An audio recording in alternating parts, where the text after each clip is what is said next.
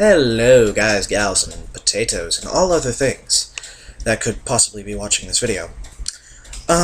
So, in my first Dueling Network video, the Trolling with an Unbeatable deck video, I will most likely put a link in the description, or I'll probably put like an annotation on the screen with a link to it. Anyways, I used this deck, this exact deck. This is the deck that I used in Deck Constructor. Okay. Now, you can see there is not a single spell or trap card in this entire deck. Not a single one. And that's because, if you were paying attention, you saw that I, instantaneously, as soon as I saw this guy, set him. You saw his attack and defense, and you saw he was not that powerful.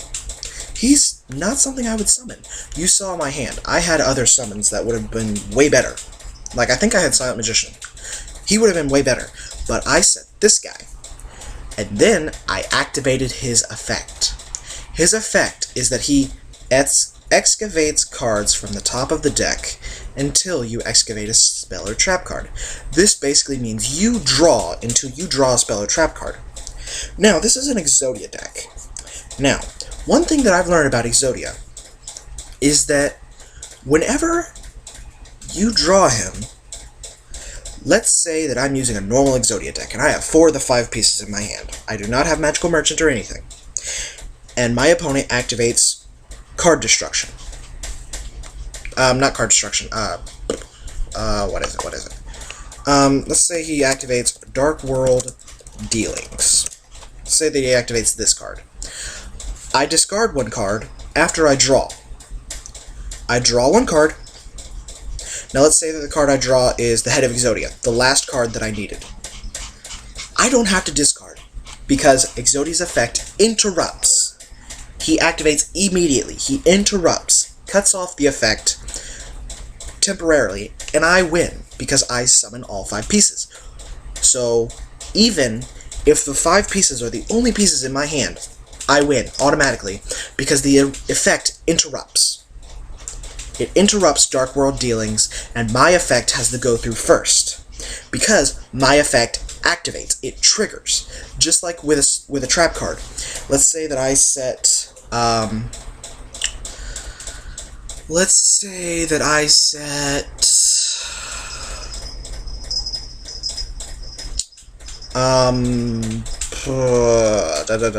what is it? Bottomless Trap Hole.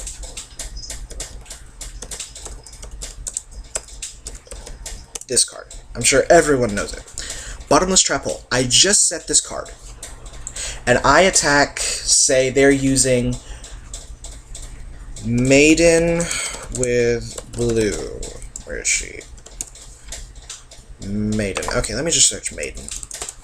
Let's say that they're using, where is she? This card. Maiden with eyes of blue.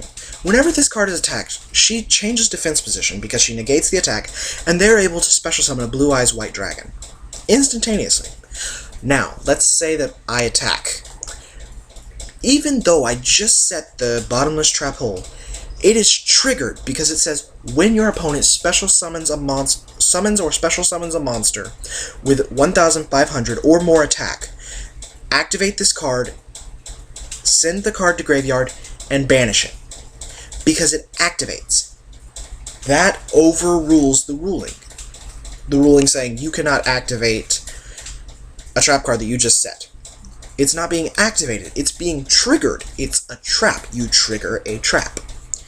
Now, same thing with Exodia. Exodia is a trap. It triggers. When it is triggered, it holds off all effects. It puts a hold on all other effects. So Dark World Dealings, it stops it. Doesn't stop it completely. It pauses it. It pauses it in the middle of its effect. So let's imagine Dark World Dealings as a line. Black, black, black, black. Oh, here's Exodia. Red, red, red. Exodia's effect finishes. Black, black, black.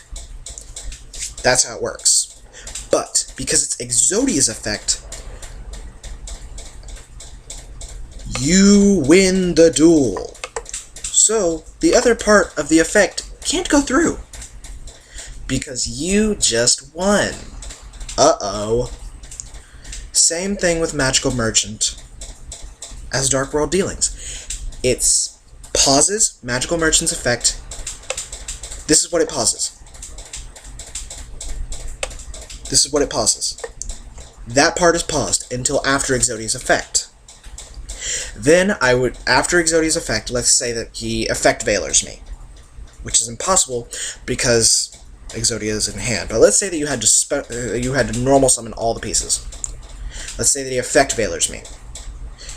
Uh-oh, the effect is unpaused.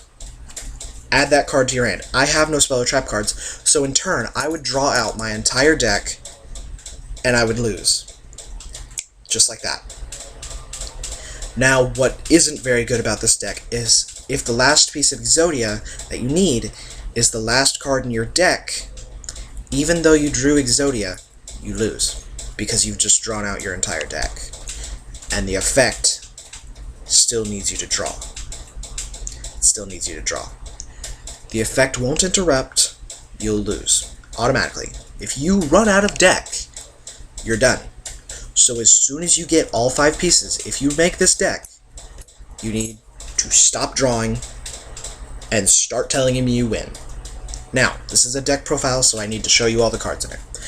Now, mostly this deck is a drawing deck, so you can get this cute little guy. If you get a piece of Exodia, whoopee. Now, you have Emissary of Afterlife. This is aiming towards the pieces of Exodia. Brow, Huntsman of Darkworld. Draw. Card D, draw. Dark Mimics level 1 and 3, Helping Robo of Combat, Poison Draw Frog, Royal Magic Library. Now these are the offensive cards, just in case you come into contact with, say, Toons or another Exodia deck. Silent Magician level 4, Silent Magician level 8. Very nice cards. Skeleton Angels, draw. Defender of the Ice Barriers, draw. Nikitama, I believe this is yet another... when this card is sent to the grave. Yeah, this is another draw card. Mad Reloader. Draw. Now, the only problem with this is you have to send 2 cards from the graveyard, so don't send a piece of Exodia like a ding-ding. Tongue Twister. Draw. Worm Hope. Draw. Vortex Trooper. Obviously draw. Magical Merchant. Auto-win. Exodia. What this deck is made for. Simple as that. Those are all the cards in it. I've read you all the names. You can see all the names. You can see their pictures so you know what they are, and it's all legal. But do not use this deck in advanced rated. Do not. Because you will get an admin called on you, and the admin will say, no, that is incorrect, because the Dueling Network admins are idiots. Now, if you call them idiots, they will ban you. Been there, done that, didn't work out. Just don't use it in advanced rated, and you won't have to deal with that. Now, you can take out Tongue Twister or Skeleton Angel to replace with more offensive cards. Just in case, you know what I'm gonna do? Shush, Bentley. Sorry, that's my dog. Just in case something happens, you know what I'm gonna do? Just in case you need a super offensive card. Let's take out Skeleton Angel and add Obelisk the Tormentor. Let's add Obelisk the Tormentor. Sorry, this is my favorite art. Deal with it. And Slifer the Sky Dragon. Also my favorite art. This art and Obelisk's other art, I don't like. These are the original arts. I like the original arts because I watched the original series. Those will be very nice offensive cards. And they can be backup, just in case you haven't gotten Magical Merchant and they pull out a hard hitter, such as Obelisk or Slifer the Sky Dragon. Whoop-de-frickin-do. Yeah, so this is the deck profile. You see all the deck. Again, Emissary of the Afterlife, Brow, Huntsman of Darkworld, Card D, Dark Mimics level 1 and 3, Helping Robo for Combat, Poison Draw Frog, Royal Magic Library, Silent Magicians level 4 and 8, Skeleton Angel 1, Defender of the Ice Barrier, Mad Reloader, Nikitama, Tongue Twister, Worm Hope, Vortex Trooper, Magical Merchant. You need this card if you're going to make this deck.